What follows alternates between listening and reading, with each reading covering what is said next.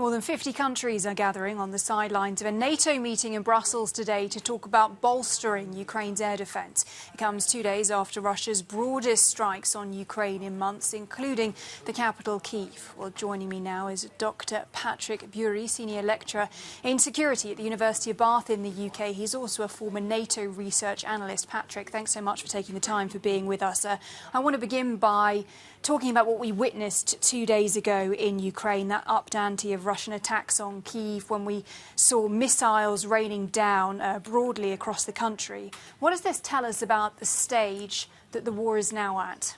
Good afternoon, Elena. I think both sides are essentially trying to find pressure points on each other and succeeding in doing so.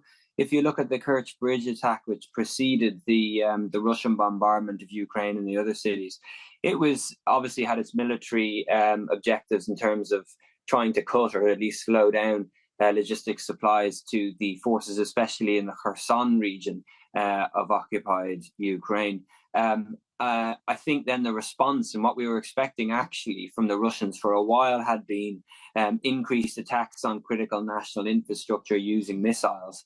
And I think in response to the Kerch bridge attacks also, Putin would have felt a lot of damage to his personal prestige and pride. And so some of the targets selected in that latest bombardment were also cultural ones that Ukraine would feel hurtful in a similar way.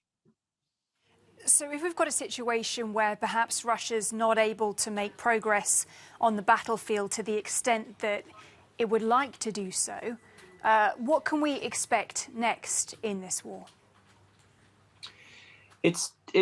Wars can go numerous different ways, and there's a lot of different ways it can actually pan out. But what you need to look at is the big controlling variables really at this stage. The first one is the state of the Russian army, and will it collapse? Because if it did completely deteriorate, that could end things and change them in a big way. The other one is the stability of Putin's regime, which seems fairly strong actually at the moment, despite some signs of disquiet, of course, in Russia.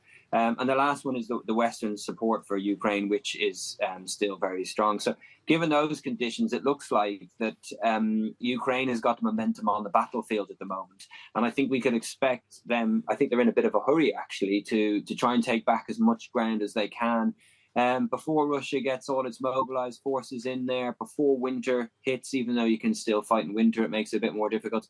And also before potentially Putin escalates up the nuclear ladder in a serious way, which we haven't seen so far.